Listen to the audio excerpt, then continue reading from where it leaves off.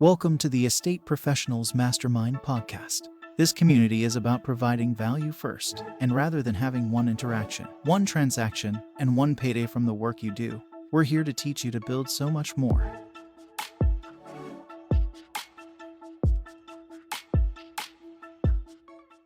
Welcome, everybody, to our weekly Probate Mastery Group coaching call, the Estate Professionals Mastermind podcast, wherever you might be listening to this or viewing us.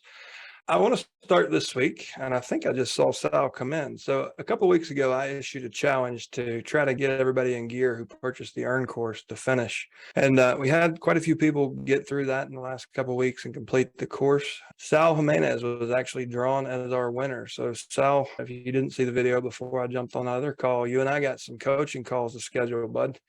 I appreciate you getting in the course and actually going 100% through it. And I'll make myself available to you over the next couple of weeks. So we'll get your free coaching call scheduled. And other than that, let's hear from you guys. So what happened this week? Who's got a win? Who hit a wall? Before we jump into that, there is one other thing. You guys should have received an email to update your contact information and then also suggest what we can produce for future courses for you. So we're having a strategy meeting. Our team is next month, and we would love your insights so we can produce what you guys want to learn. Yeah, thank you, McKenna. I knew there was something important. So one of the most challenging things for me is I can't actually have one-on-one contact with everybody. I would love to know exactly what you guys could most benefit from. The Earn course, I realized that like prospecting is a struggle, and a lot of people fail because they just wash out before they get to the right deal flow. They give up. And with Earn, if you approach that the right way, your cash conversion cycle is much shorter. The work is a lot easier, and it's just more sustainable. But I've done everything in real estate. I mean, I've sold everything from an RV lot to a $5.5 million beachfront condo to multi-million-dollar commercial assets. I have a 95% closing ratio on lease options. I've done wraps, sub-twos, all kinds of creative financing, flips, JV flips where you get a free house. So I can teach so many different things. And in this changing environment, like as the market's shifting, I'm incredibly bearish from a macro standpoint. I think that, I know real estate's a lagging indicator. What we see now is just it's a result of what happened 3 to 6 months ago and other macro parts of the macro market. So we can teach creative financing courses. We can teach foreclosure avoidance. I can dust off my old short sale systems. Like there's so many things that I feel like I can contribute to the community that may or may not be related to probate or trust administration.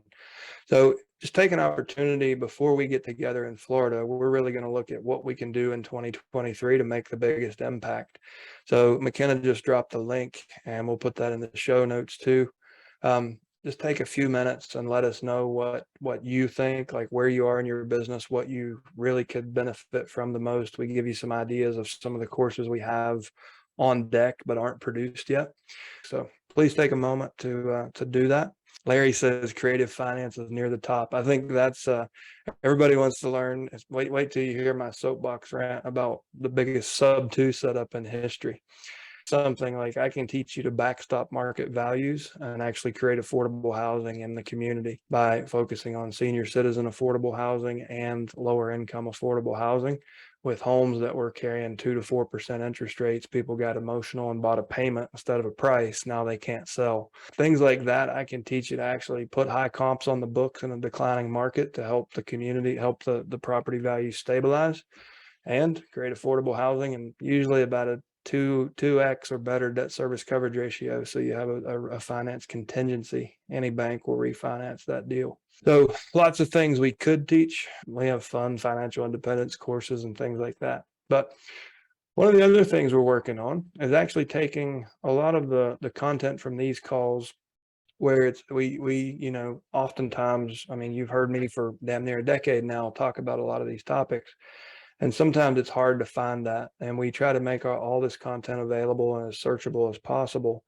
What we're doing now is actually breaking that down into on-demand coaching. And I'm kind of letting the cat out of the bag, but any ideas you have around that too? Like imagine if we say, all right, someone says, hey, how do you approach an attorney? And, with a combination of things, we go to me coaching on 100 different calls. We go to Brian Wilson's success video where he talks about exactly how he did it in 4 days, getting, multiple deals.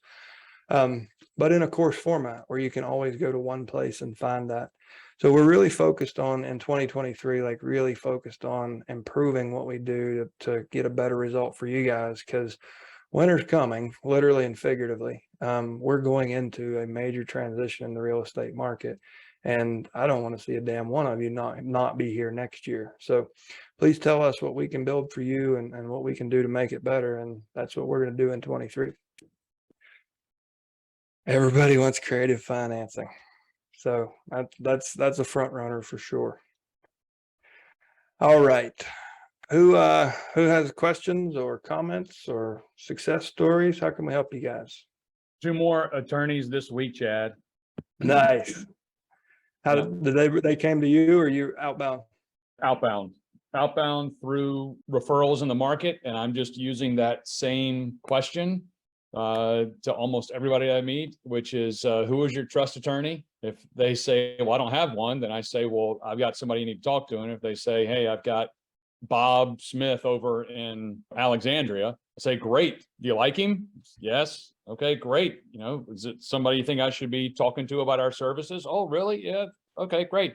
And you put me in touch with them. Fantastic. Great. And then once they do either a short little text and put us on a text chain, I just say, hey, Bob, great to meet you. I'd love to come over and just make a personal introduction, and off and running. Best question ever. You guys, if you didn't write that down, you need to write it down. Like in your sphere of influence and your day-to-day, who's your trust attorney? If they don't have one, guess what? They are the referral.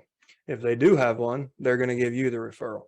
So it's a perfect question. Like you win 100% of the time, right? Like you either get a referral to a trust attorney that somebody in your network already trusts, or you reveal that they don't have a trust attorney, so they become a referral for a trust attorney you already have a relationship with. It's brilliantly simple and extremely effective. That's awesome, Brian. So have you met with them in person or just phone calls so far? Everybody I met with in person. I have one that I met with yesterday, and I have one that I'm meeting with on Thursday. That's great. And how many transactions, like what do you have in the pipeline now you've been at it for a couple of weeks? I mean, how many deals in the pipeline? I've already met with, it'll be 12 attorneys this week. So it'll be 12 here in the greater DC area. And I have 3 deals out of it already, but everybody is interested in EstateExec. So when I go to talk to them, and I think I shared this with you, when I go to talk to them, my background being in technology, I just say, hey, I'm, Brian Wilson, great to meet you, blah, blah, tell me about your business. Tell me the one thing, if I could take off your plate, what would it be? And, it just kind of starts the conversation. I say, well, having a background in technology, we have a partnership with EstateExec, and it just goes from there. Most of them are like, oh, I've heard something, software coming in or technology coming in, we're just not really, focused on that. And I say, don't worry, you don't have to be. That's where I can help you and help you with your administrative drag. And they've never heard anything like that before.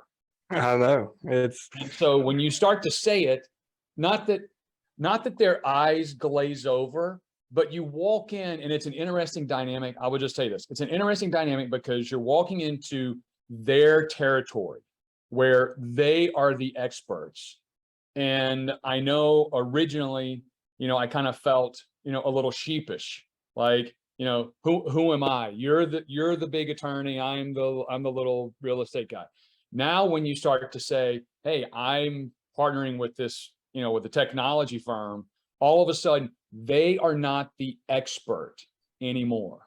And the minute that they are not the expert, it's like, I can't remember what, you had some story a couple of weeks ago, Chad, where, there was this big guy who came up to you, who's going to pop you for something, and you turned him around very quickly. That's exactly what happens with these attorneys. The minute that you begin to talk anything outside of their sphere of expertise, you can see them start to kind of kind of sit back a little bit, and then that's where you step in. And the area of expertise that we have is different than the area of expertise that they have. And once you realize that you're on the same level with somebody that's an expert in their field, you're an expert in your field, it just makes the conversation go much easier. And they almost automatically believe that you are a trusted advisor in what you do. And it makes it easy for them to then begin to refer business to you. And then I just keep them on a little, hey, just calling to check in, see how things are going, this, that, and the other. And so that's kind of how I've been doing it. That's awesome, man. Thank you for always being willing to come back and share what's working and really be a great example of how simple this can be and how effective it can be. Sal, you might want to get on Brian's calendar instead of mine. Like he's the one that he's lighting up Northern Virginia, man.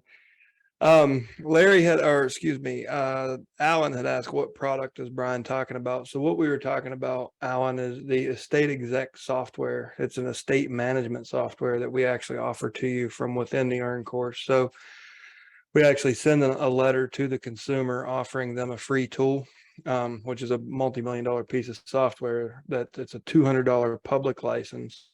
But we actually have a deal where you can get that license for $85, buy it on their behalf if they're a serious prospect or already a client. And then the whole point of that is to take, instead of taking a stack of papers and a confused individual into the initial with the attorney, they're actually going in with everything electronically filed and organized. And knowing the attorney knows that they're your client, they come in as the best, the best prepared first meeting client they've ever had. So it's a consumer value tool, but it seems to be even more valuable on the attorney and the one that's receiving that client referral. It's also something that even if they already have an attorney, if they've already engaged, if their attorney refers them to you, you can get them off paper. If somebody estate, it usually is like literally stacks of paper and folders in the front in the car seat, and the clerk will ask for something. They're like, I don't know, it was here a couple of days ago, I remember seeing it. And there's all this stuff. So it adds value all the way around. It's more valuable to us, to the attorneys, to the consumers. So it's called EstateExec, and that's available within the Earn course. You can sign up for a 10-day trial and try it out, take it for a test drive. And Chad, just one other thing about that test drive, you can sign up the attorney for a test drive. Yeah. And that's when you tell them, hey, I'll give you a free 14, well, I forget what it is. I'll give you a free trial to the software.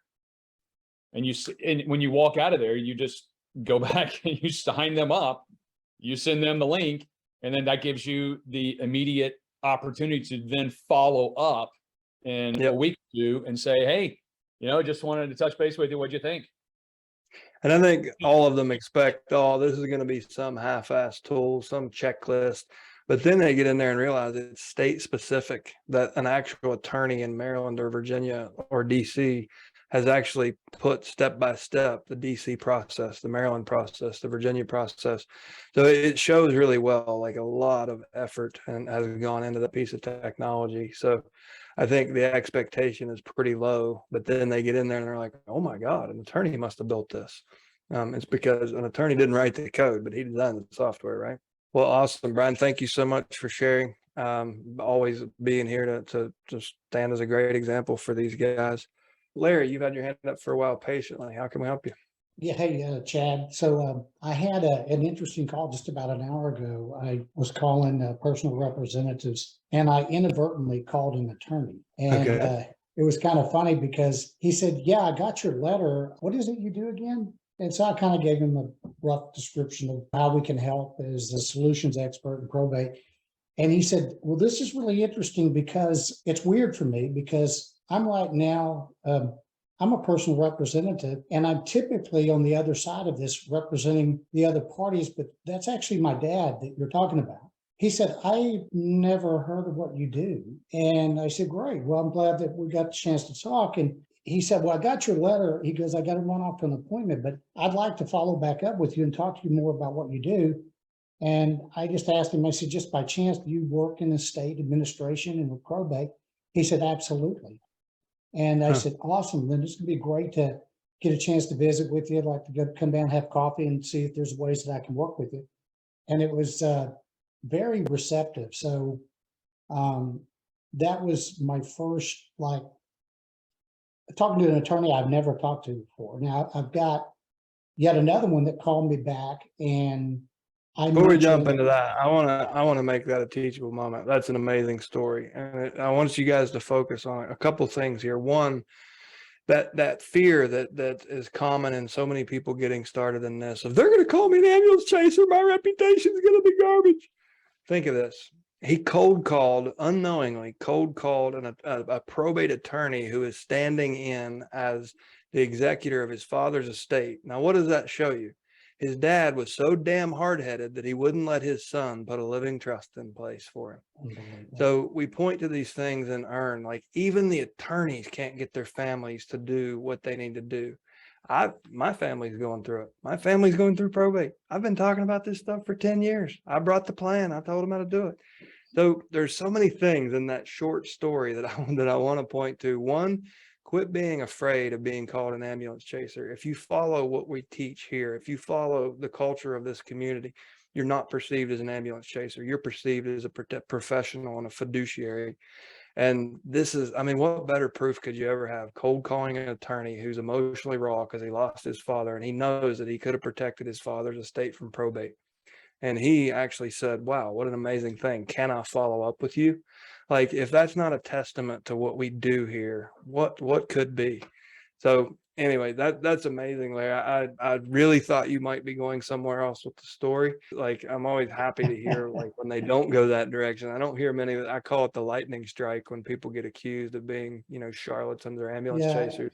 I got one of those too today. It comes with the territory. And, it happens. And like you said, had he stayed on long enough to hear my response, I would have just said, obviously you didn't read my letter, or I wouldn't be getting flamed out like that. But I go, no big deal. I can't help them all. It's okay. Yep. He still got the letter, so I can still help him. I still would help him if he has a change of heart, but he's pretty raw right now, and I get it. So just got to let it roll. Can't take it personally.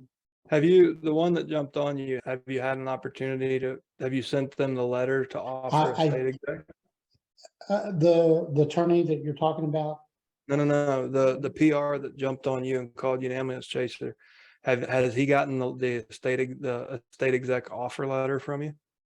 No, I just sent the general first mailing. Here's what I'd recommend. Go to Earn, pull that letter that's from the EstateExec funnel, and change the opening paragraph and say, okay, you and I spoke the other day. It ended abruptly, and I didn't get a chance to tell you why what I can actually do to help you.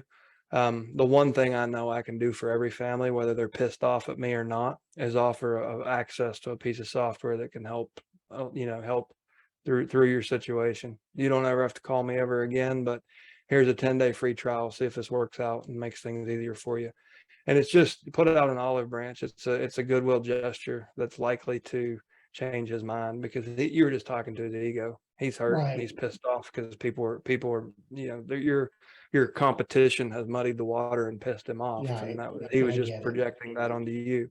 So differentiate yourself by sending him offer to give him a 10-day free trial into some software that can make things a lot easier for him.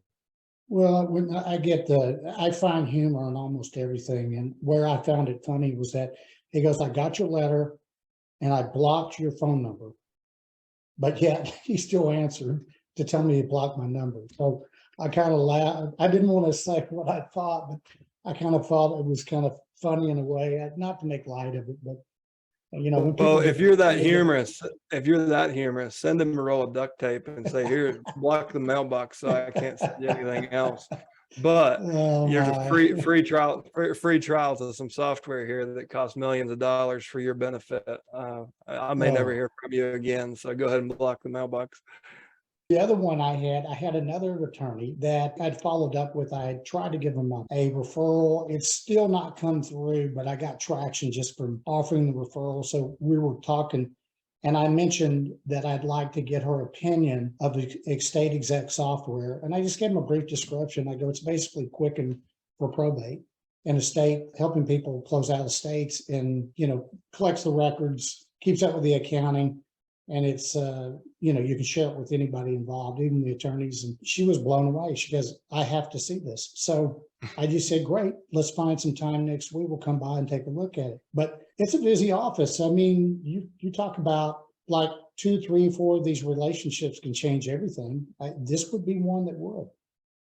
Be a great start, and it would be easier going forward. I just got off a call, like the reason I was late, we were having the same conversation. I mean, one of the first guys I ever coached, Don out of San Diego, had done 100 transactions at a median of around $800,000 over a 10-year period. But he had done like 80 million in sales from one single attorney relationship. And he just met him at a dinner party. He didn't do anything deliberately, like nothing like the value we're talking about here. So you wait 3 years and see the videos that Brian Wilson is going to make. Mm-hmm. He'll be stacking cash. His biggest problem is he won't be able to find enough syndication sponsors to invest in passive income investments, because he'll be too busy trying to figure out how the hell to sell the business he built. Wow. Like this can snowball so quickly when you're like, these stories, like they're being told by the attorneys too. When they're having a scotch at the club, they're saying, you know what, this damn real estate guy came in my office last week. You should see what he's doing. And that's going to spread throughout your community. So just keep doing this. And guys, we can all retire from a half a dozen of these relationships. I got one last question, then I'll get off because I know you got a lot of people. But have you ever heard of, in Texas, where I'm from, you can't be pro se. This other call that I made today, the applicant or the executor is in Colorado, and in the record I'm looking at, he opened up the probate here as pro se. He's a Colorado resident. Can he do that in another jurisdiction? So I've read about the pro se pro per debate in Texas. It's not settled. It's not so black and white. It's still a gray area. Like there's still an argument at the state level that the personal representative is not representing the estate. They're representing themselves as being put in that position. So I don't think that it's clearly settled. I think it's still a gray area. So potentially that's what it is. And potentially that being an out-of-state resident, maybe the law applies differently because he's not a Texas resident. So he's not subject to the Texas law. He does have the right as a Colorado resident to be pro se in the state of Texas. That's a great question to ask an attorney when the next time you're talking, because it's going to show that you're active and you're uncovering uncommon things. And you can also show that you're trying to turn that Colorado guy into a referral, because he probably shouldn't be doing that on his own in a different state. I'm going to turn that into a referral, but that would be a great lead in. In fact, I may do it today.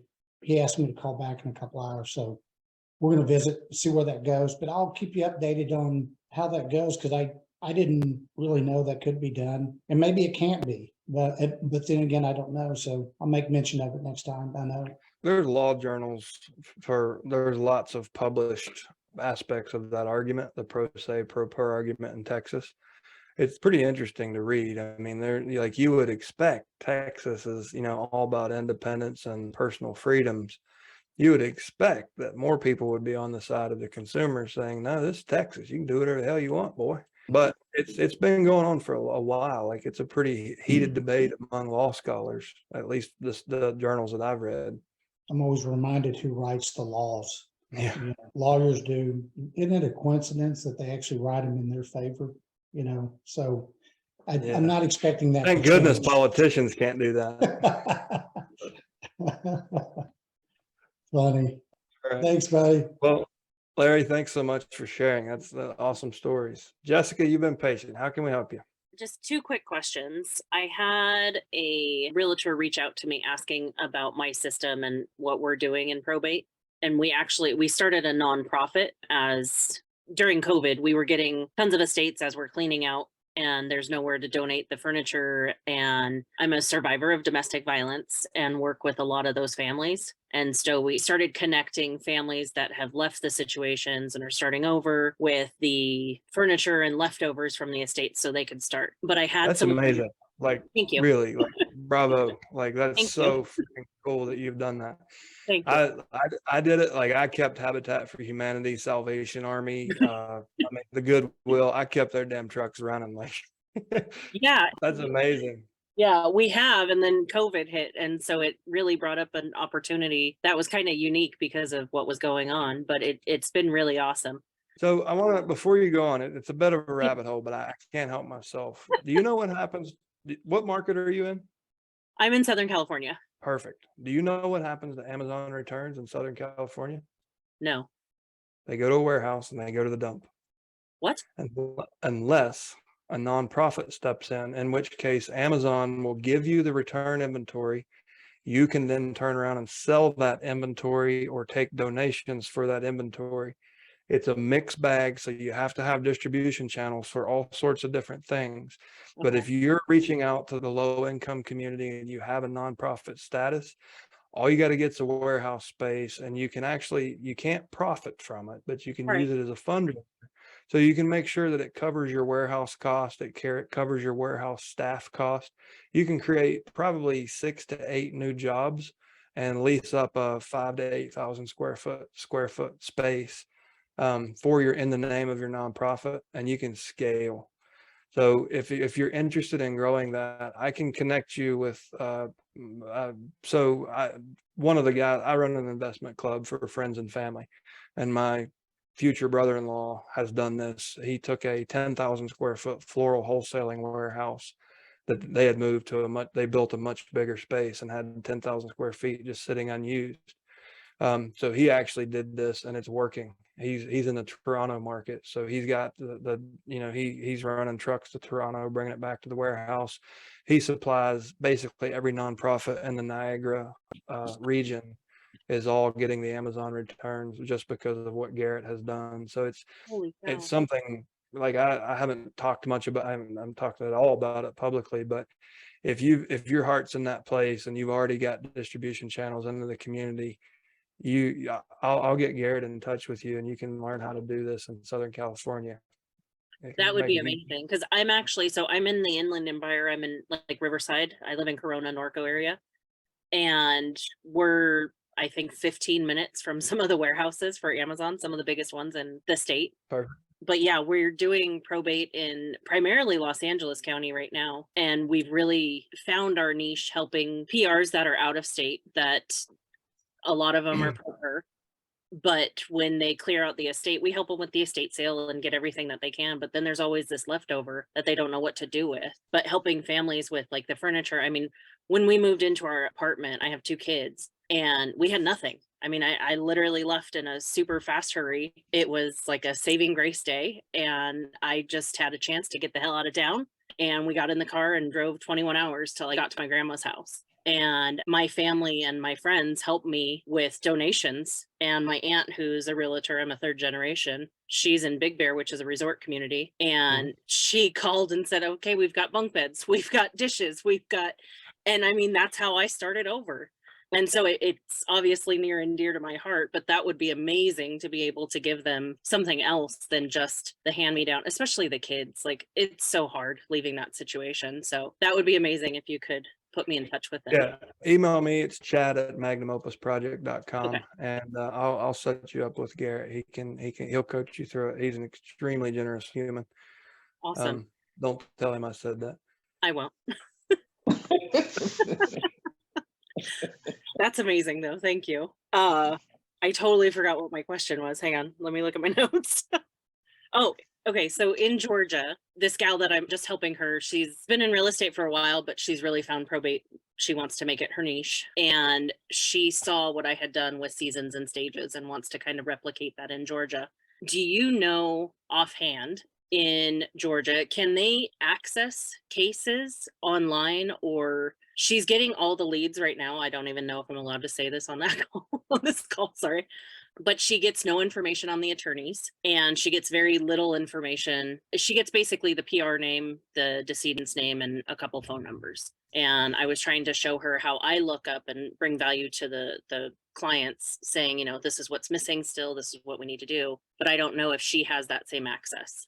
So I would say, and I mean, it's fine. Like I know the data processes. So if you have incomplete data coming from all the leads, it probably means it was pulled online, because when you go into the courthouse, you get all of the information. It's all there on the petition. So if she's finding incomplete data, she can probably find that incomplete data online. That's why it's incomplete. But if she goes to the courthouse, she can probably get the complete data. It's county by county, like nationwide, there's about 15% of counties that are online. It's growing slowly, but the majority of them are in person. So if it's something that you're coaching her, mentoring, or what's your role with No, her? we just started chatting. She asked some questions. She asked if I did coaching, and I was no. But no, I just wanted to get her started in the right direction as far as like what my process is. And that's what I do. I'm in 3 counties that have it. So Yeah. And the other thing you can do is nudge her toward working with attorneys. Like I said earlier, the path of resistance is much, much lighter. The cash conversion cycle is much shorter. Brian is a great example of what can be accomplished in just a couple of weeks. He can have a pipeline of, like millions of dollars in transaction volume in just a few weeks. And it looked like he's having fun. He's kind of proud of Right. himself. Like, aha, I impressed that dude. So I would nudge her in that direction. It's just, if she's already got the data, she can keep marketing to the family, but tell her to put some attention on building a referral network, building those attorneys out. okay. So that was the other side of my question, or the other question I had was, I guess, for you and Brian. So I do plan to purchase the Earn course. I'm waiting for a couple closings and then I will. But in the meantime, how are you initiating those conversations? Are you walking into attorneys? Are you cold calling? Or how are you getting those conversations started so you can show them EstateExec? Yeah. What I would say, in lieu of having the course, just go to our YouTube channel. It's Chad Corbett Probate Training. And go to, in the channel, use the search bar, the search icon on the top right, and just type in attorney, and you will find hours upon hours upon hours of conversations. And Kat does an incredibly good job of segmenting each call into small segments where you can search based on content. There's role plays, there's, the how-to is there. So go check that out first. Awesome. Thank you guys. Yeah. And send me that email. I'll connect you up with Garrett. You got a little love in the chat here too. People are pretty impressed with who you are. Thanks. It's pretty awesome, Jessica.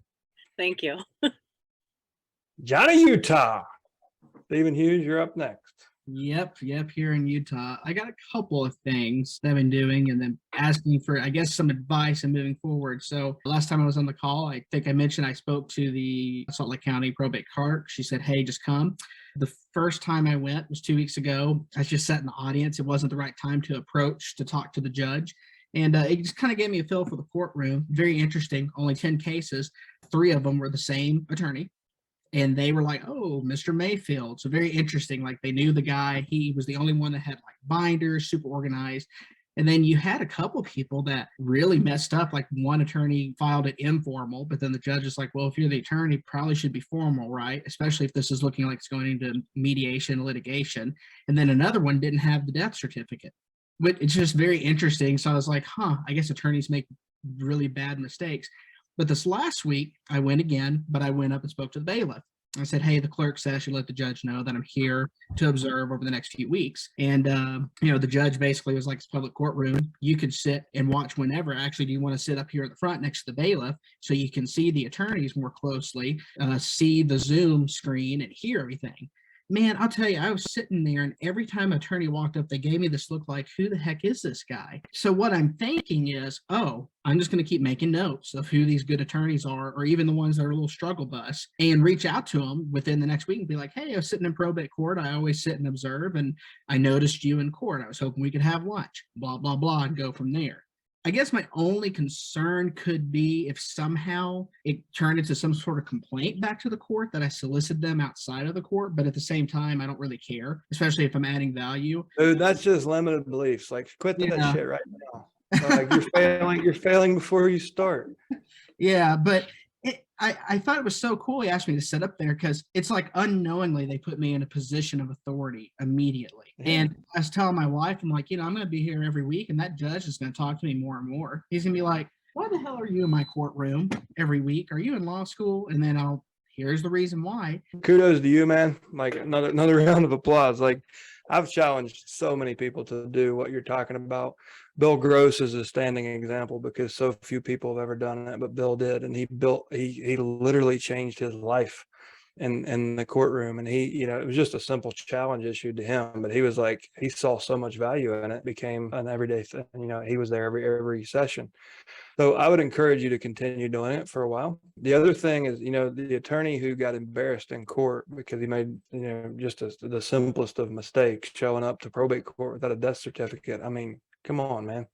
Where'd you get that law degree? You can approach him subtly and say, hey, we met in the courtroom. I know there's a lot of people there and you were busy, but just wanted to see if I could take you to lunch. I've got some ideas that I wanted to share with you. And one of those ideas could be, hey man, just to make sure, I think I got something that could eliminate what happened last Tuesday. It probably eliminate that from ever happening again. We actually provide a free software to every client that we work with called EstateExec. And you can think of it as like a QuickBooks for estate management.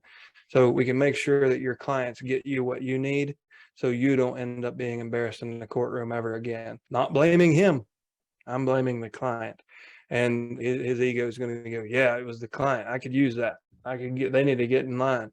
But you can do things like that, find ways that you can help them not trip up again in the future and put that on the client. So yeah, it's tough, man. We're on business. We try to do our best for these people, but you can lead the horse to water, but you don't always get the death certificate. And just really casually introduce them to something, the first piece of value that you can do for them. But becoming a familiar face in a probate court, especially in a culture like Utah, the more transparent you are in Utah, the easier it is to build a trusted business, right? Yes. Like it's not one of those digital anonymity kind of states. Like people expect you to, look me in the eye and shake my hand. At least that's been my experience and working with people from there. I don't know if you know Verl Workman, like he's a really successful real estate coach from Utah, and his whole family, they're amazing, but they're very direct and very transparent. And anyways, so I think it'll be respected if you show up in that courtroom as a regular. People are going to, like you said, they're going to start noticing you. They're going to start asking questions about who you are. And just the same thing I told Bill, man, regardless of where the conversation goes, the magic question in the back of your mind is, what is one way I can help this person right now? And we've got an entire arsenal of options here. I mean, every day we add something more, right? So we're building courses for the consumer so we can give those to the attorneys. It's not ready yet. I wish it was. There's a lot of work to be done. But imagine if you walked into a courtroom and same scenario, he tripped up and you'd be like, hey, I know it's hard to get clients to do their paperwork, isn't it? Like, hey, I got something I want to offer, and just hand him a business card with a vanity URL that says, scalemylawfirm.com. So just go there and sign up for this. It's actually going to enroll you where you'll get licensed courses for the state of Utah to educate your consumers so they don't embarrass you in a courtroom next week. What do you mean? It's like, well, that conversation you have with every family that retains 15% of what you tell them. This is a course in layman's terms built, that's endorsed by Utah attorneys. Just they can educate themselves and get everything in order. So next time you'll have what you need on the court date. And you can do things like that. Always be looking for what can I offer him right now that'll help him, not experience what he just experienced, or how can I bring a referral to them? Something that if you haven't done it already, to go through your sphere of influence to generate referrals, taking your referral to a courtroom, like what you see in probate court. Not all sunshine rainbows. It's an administrative nightmare. People make mistakes. People get bent out of shape. The judge gets bent out of shape and puts them back on the sidelines. But if you have a high net worth client that you're trying to encourage to get to have an estate plan, invite them to go to court with you next week. And while you're there, introduce them to Mr. Mayfield and say, this is Mr. Mayfield. He's here three days a week, or he's representing at least 3 cases a week because so many people didn't do what was right. Mr. Mayfield, this is my client, Jeremy. What would you say to him if he's got a net worth of $2 million and doesn't have a living trust? And just refer him right on the damn spot. And Mr. Mayfield's gonna, chances are, if he's that organized, he would rather do estate planning than he would administration. And you're giving a referral in the courtroom after he saw what he could go through. So it's helping your client get connected with the reality of not having a proper estate plan. And it's giving you a face-to-face introduction, which will be one hell of a memorable moment in that attorney's mind. No one's ever done that. Mhm. That's great. I mean, yeah, I've sent out a couple things to people in my CRM, the SOI, but I need to really push it. I just haven't. I think the second question I have, this is how I got into the probate stuff, is I had done a couple of senior citizen deals, and I got my SRES because of it, because I started seeing this need in that demographic. So I started doing that at the beginning of this year, and I tried working with senior placement companies, which I'm pretty opinionated against right now. Yeah. Just cannot and won't work with them anymore. So I said, you know what, forget it. I'm just going to go talk to the sales reps and marketing directors at assisted living and everything else on my own. So Thursday afternoons, I'm in the car driving around, and I have done this for literally a month. I did my 30 people, and now I'm going to rotate back through them and meet them once a month. Plus, I'm sending them a video a week. But what's interesting is the number of them that have admitted, yes, the market really is bad now, and people are having trouble selling the house to move in here. What these sales reps are telling me is during COVID, people couldn't move out. They were just locked down in there, almost like prison. So if a room ever came up, it was because they died. And then they can move someone in easily because, every house sold like hotcakes and it was, bonanza. Well, that's just totally the opposite here now. Utah is a very bad market compared to the rest of the country at the moment. And I'll argue that till I'm blue in the face.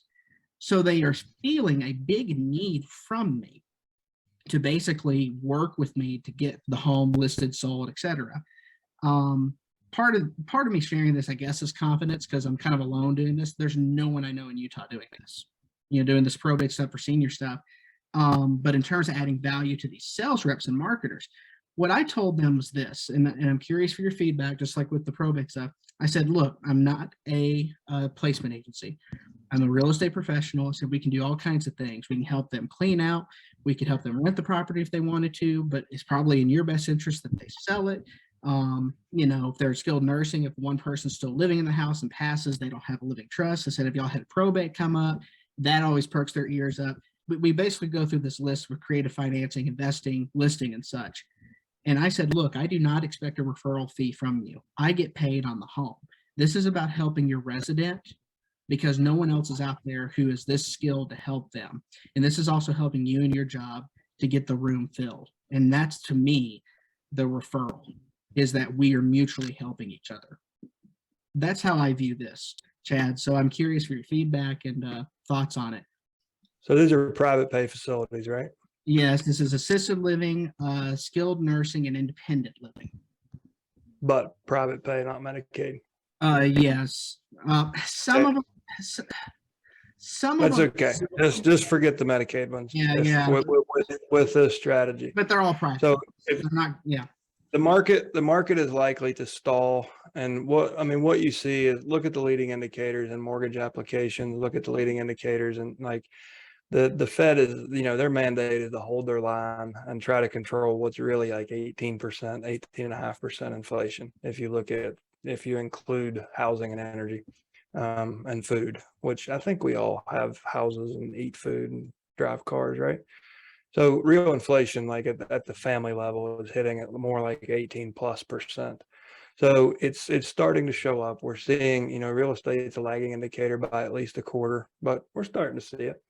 So what's likely to happen? You've got the highest equity levels in recent history, and you've got sellers have this expectation in their mind that that's what the asset's worth. So they're going to cling to paper equity until they can't. So if they do hit the market, they'll hit at a high price. They'll do little price reductions.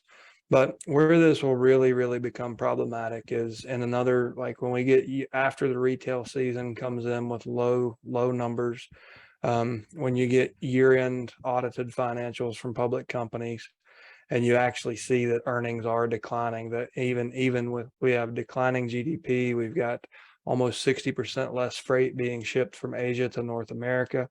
You've got retailers laying off people en masse. So the next thing, like the next domino that will start to really tighten in on real estate and bring you closer to a correction will be unemployment. And right now, that's a lagging indicator just because of the demographics in our workforce. We've got 3 times as many baby boomers leaving the workforce as we do millennials, and next generations coming into it.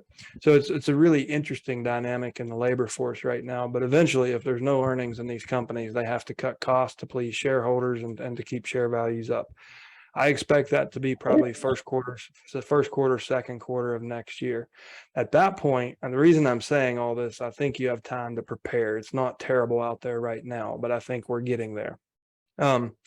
By that time, what I would like you to be prepared to do is sell every damn house you can find in that situation on terms. So if they think it's worth $500,000 and the market is yielding a price of 400, how do we put that deal together? Like you're unlikely to change their mind because they don't have time to wait for the $100,000 in equity to come back. They're 70 years old and they need to go to assisted living, right? So how do you become the solution to bridge that gap and their perceived value and the market's perceived value? The easiest way to do it is through terms.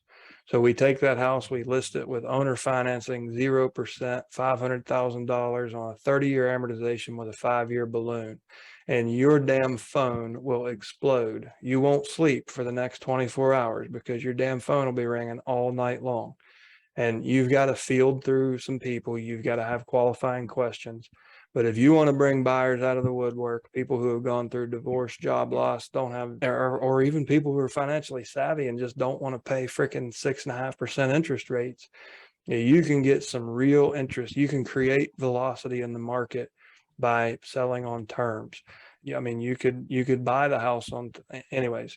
That's what I would say can help you be the most valuable to any private pay care facility.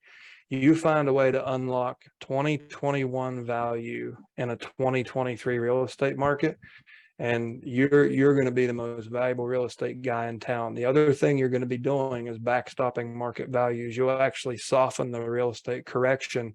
Your market won't fall so hard because you're going to be posting high comps on public record.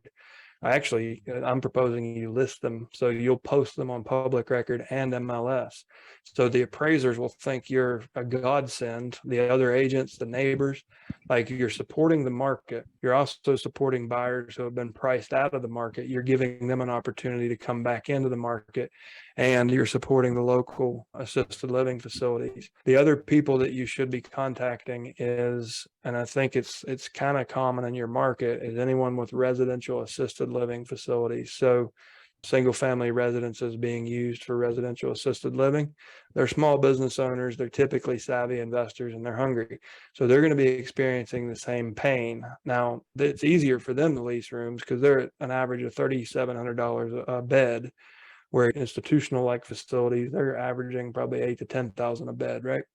But that's the other place you can use this tactic is go to those. So your target could be probate, especially if they held title as tenants in the entirety with rights of survivorship. Then you basically have a transfer on death. The title can just be an intra-family transfer, family gift deed, and you can sell the house owner financing a week after dad dies for mom to get her care taken care of. If it wasn't titled properly, then the house has to clear probate before you can do this. But also look at for rent by owner, for sale by owner, expired listings that are vacant. Like you can use this and you can go find the inventory to do this with. But any of those people who are in an aging situation that have their house listed over market value or over what the buyer perceives as market value, sell it on terms and walk them right back to the nursing home and refer them in person and say, listen, we can do this. Like I can unlock it. But you can probably get a steady round of inbound referrals after you do the first one. That person at the nursing home is going to go, holy hell, how did he do that? And they're going to see you're going to make lemonade when they didn't know how. They're sitting there looking at the lemons like, oh, what do we do? And you turn that into a head and a bed, which is revenue to them. And you're spreading out the taxation. If it's more than 250 or $500,000, like more than the exemption, you're spreading out the capital gains tax for the homeowner. And chances are, if they're already going into assisted living, they might not even live through that 5-year period, or you might put a 10-year balloon on the note. So the family will actually inherit the note, and then they won't pay any tax because they'll benefit from the step-up basis, and there won't be any tax on the equity that was in that estate. So there's lots of ways you can do it, but I would recommend sell on terms. You'll be very, very attractive to the people who are finding it challenging to liquidate assets to get people into assisted living. Okay, thank you. Keep turning over stones, man. I love having you here. Like, you always have something new, and it shows you're out there doing it. So keep up the good work, and thanks for always contributing back to the community. Thanks. Elvis, how can we help you today? How you doing, Chad? Two quick questions. Last week you recommended maybe about 200 per month on the new leads for probates. And my plan is originally was 12 months to send out letters, but at 200, month 3, I'm going to be at potentially 600 letters, right? So do you recommend labels or handwritten, like, envelopes? Don't fulfill your own mail. You'll lose money every time. I just want to be clear. Somebody else is doing this, right? Not you. No, I have my daughter helping me out. Child labor. Okay. As long as you're not doing it. That's not dollar productive. Yes. So handwritten, I tested the first 12,000 pieces of the mail I ever sent. I tracked meticulously where I settled in, and like what we taught at all the leads and what their mail system is set up around is what I found. So an A8 or an Alpha 8 envelope, like a greeting card envelope, and a pastel. Ivory, I liked ivory, light blues, peach, like some pastel color. Don't use bright or bold colors because it screws with the laser reading in the post office. But I typically just use like an ivory greeting card envelope with blue handwritten font. I tested return address versus no return address on the front versus the back versus not at all. I never could find an actual measurable difference with or without the return address. So I went without, because my whole thing was I want as much curiosity as possible. If a greeting card shows up in the mail, it's going to get opened, right? And if it shows up and they don't know who it's from, it's going to get opened even faster. It's way less likely to be thrown away. So yes, handwritten font and blue ink on a greeting card envelope. It's tried and true. It's still working, shockingly, a decade later, because not that many people are willing to do that type of mail. Yeah. Okay. And then that's good. Thank you. And the second question is, when we get the new leads, say I get the new leads and I scrub them and I put them into my dialer, or start calling, what's the call sequence that you recommended on the course? Because I recall and I was looking through my notes. So I think I saw, Dave Pinnell's here. Dave has a really good way of doing it. I didn't ever split my list out. I just got on the phone and called everybody. I was like, hell, it'll sharpen me, right? Dave has, he's running the 7 figures at this. And Dave, do you even work? Like, you might work 2 days a week nowadays. But what he does, so he'll class them out where you have out of town, out of state executors as like top tier, like the call first priority. Then he'll have the in town or in state, and then he'll have the surviving spouse or the matching decedent and PR last name and address. So that's the priority he prefers to go in. I like how he does that. It's leaving the surviving spouses last, so you're not getting them first. Because if a list comes out today or she files probate and tomorrow everyone starts calling, if it's a surviving spouse and she's not progressing through the grieving process, everyone else can have a surviving spouse so closed up with their bullshit that you can't actually communicate with them with a valuable offer. So it's oftentimes better to let those sit for a while until everyone who's muddying the water gives up. And then you can come back and actually help them. And I've got lots of stories, from the mainly widows, like from females, where I absolutely encourage you, don't ever skip a surviving spouse, especially a widow, because like I got cold chills, but the situations that I've helped women through and what I'm helping my mother through, the reason I grounded myself here in West Virginia, like, don't ever shy away from the opportunity to help somebody through that.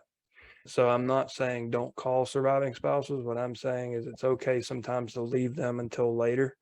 And you can hear me talk about that. You can Google probate surviving spouse and my name, and you can hear my full rant on it. But so don't sit them aside and just don't prospect them. You can deprioritize them and give them more time to grieve and then call them. But that's the way Dave does it. I think as far as people actually classing them out, that's probably the best way I've seen to do it. Yeah, And I can say something. yeah, typically you'd call them maybe like every day until they answer, or every once a week until they answer, or It all depends on your time and how aggressive you are as a prospector. What I would say, you can call once a week. Don't leave a voicemail once a week. You'll just become a pain. But definitely, I mean, the reality, man, just call until you've spoken to everybody. You're going to end up helping statistically, probably less than 5% of them. Most people convert at 5% or less, but 5% is about all it takes to be a millionaire in your first year of doing this. So just call until you've spoken to everybody. If you don't know their position, then they're on next month's list. If you do know their position, then you've cut your marketing budget for next month, or you got a deal and you got revenue for next month. So be as aggressive as you can, your time will support.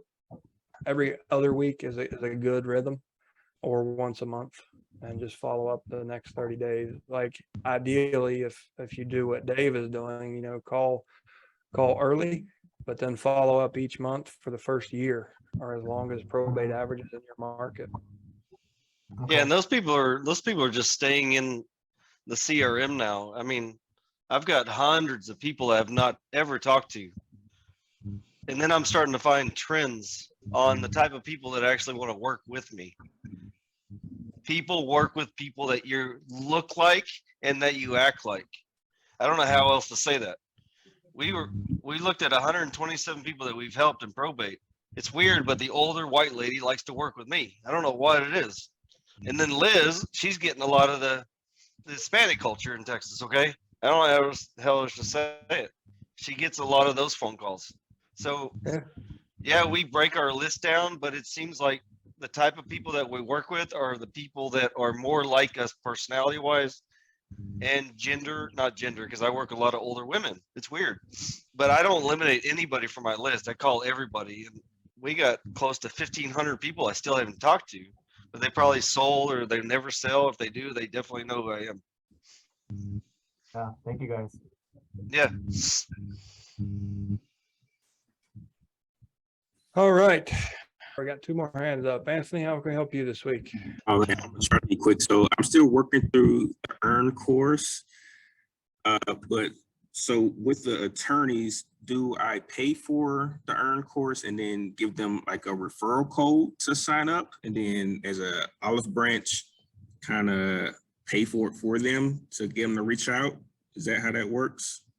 No, you've already bought the earn course. Is that Right. Well, there's EstateExec. I meant, like, do I go to when I go to an attorney's, do I offer them a free trial and then pay for it as in? So there's a back office version for attorneys. We haven't actually designed funnels for that yet. Like, we're not. Okay. What Brian and I were discussing is just simply signing them up for the consumer version free trial, so they can see what it would like. They're empathetic to what the client goes through. All they do is talk about it every day, right?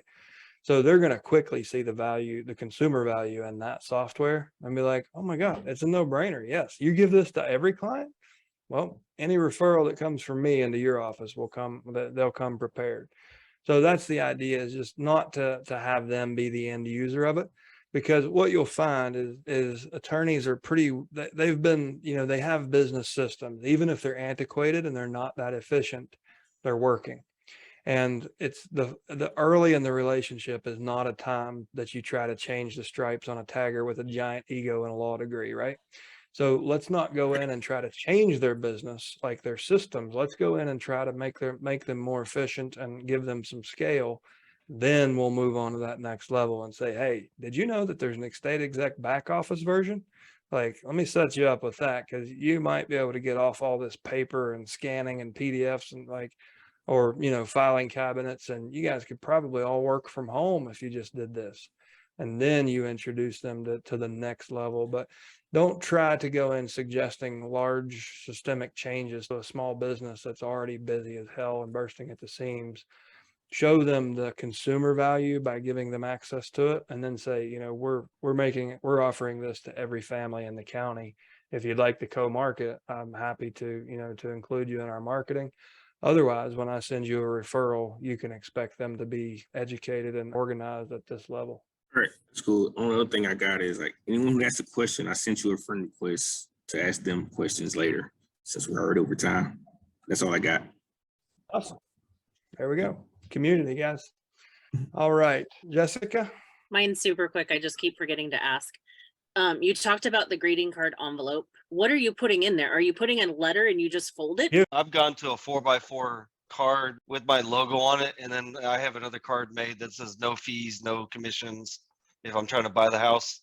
So Okay. we're sending several different cards so that we have more than one opportunity to get a phone call. So I'm sending my wife's card, I'm sending my card, totally different information.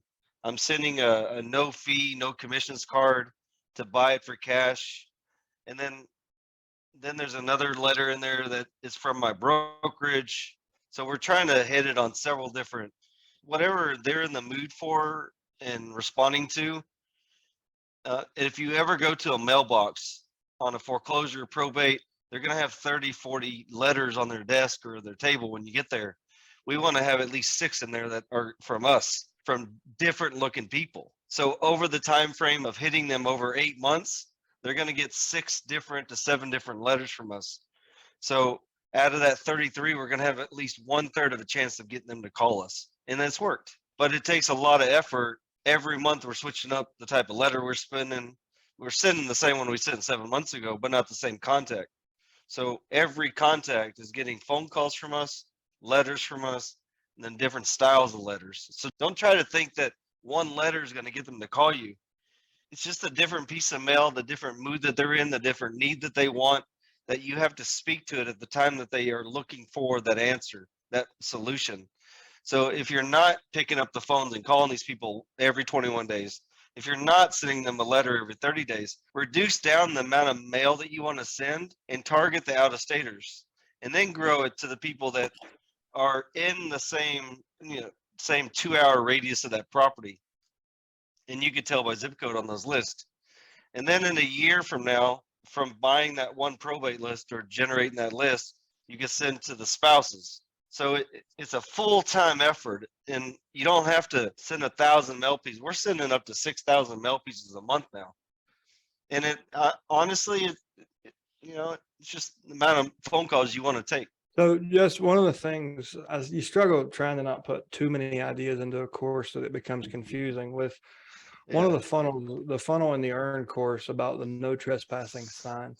The other approach that didn't make it into the course is you actually get those signs printed locally with your name on the back, like your contact information and your list of services. And then you actually send it out as the first outbound mail piece. So like David said, standing out in the mailbox, imagine getting 8.5 by 11 manila envelope. Wow. With important. And then a letter inside saying, here in Southern California, we've got a liberal government. So if someone gains access to an estate property and there's no one there to object to that, you now have a landlord-tenant situation on your hands, and it could be months before they get out. So we're sorry about what you're going through, but we make sure we reach out to every family and offer this complimentary no trespassing sign. Please post it inside of the glass so it can't be stolen, and take a photo from a smartphone so you have a time and geotag stamp on that for evidence in case that would ever come up. By the way, we provide a full service to help families in many, many different ways in any situation. Give us a call anytime. It's a soft touch outbound value, not even talking about real estate. If they call, then you're going to talk to them, right? So there's things like that. It's more expensive, but it's less volume. It's higher impact. So you can, for $2 or $3, you can get custom printed no trespassing signs. For 15 cents instead of 8 cents, you can get a manila envelope. You can, for postage, you're going to pay more postage. So you might have, $6 in that mail piece, but you might only need one. You might cut your mail volume. Instead of 6,000 pieces a month, you might be doing 600 pieces a month because everyone opens your letter. So there's ideas like that. Like I wanted to choose one way to use the no trespassing sign. So we provided it and taught it the way that we did. But the no trespassing sign is one of those like tangible things that really make a noticeable differentiation in the mailbox. And over time, you'll find your mail cost will actually be less on a per piece basis, it's going to be higher, but so is your response rate. So your actual overall mail budget will go down over time, I think. But we're actually seeing a 7 times return on our mail. So if you're afraid to spend, say you just start with 100 letters, it's 7 times return on mail pieces. We've spent probably under 20 grand in mail this year, and we've made close to 200. So that's 10 times return actually. So it's well worth it. Yeah, that's awesome. Yeah. So back to your idea, Chad, real quick. I know I'm not take over, but it doesn't matter what you really send. You got to send something. That's what I'm saying too. Yeah. You got to send something. Chad, would you send that no trespassing sign to out of state just to have something in there? I mean, I know it wouldn't make any sense. Yeah, it's an impact. You can change up the letter for the out-of-state ones. And put a no trespassing sign in the yellow envelope? Mm-hmm. Just the impact. You can get them printed on a like really thin vinyl so that they don't weigh very much. Or you can literally just go to Lowe's and buy those really super thin aluminum ones for like $3 or $4. You can send those too. So then it's got like that metallic feel and sound to it. Mhm.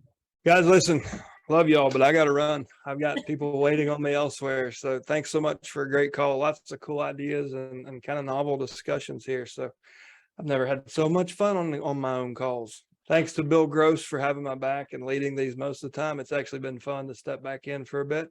If anyone's going to be at NAR, email support at Probate Mastery or Magnum Opus Project. Let me know. I'll be in Orlando for NAR. And I don't know if Josh Foster's here. I'm going to be at Exit Realty next week, the Exit Realty National Convention. So if any of you guys are Exit Realty and you want to have a drink, I'll be in Amelia Island. If anyone's going to Orlando for NAR, let's meet up. We'll do some coaching. But thank you guys so much for being part of the community. We'll see you next week.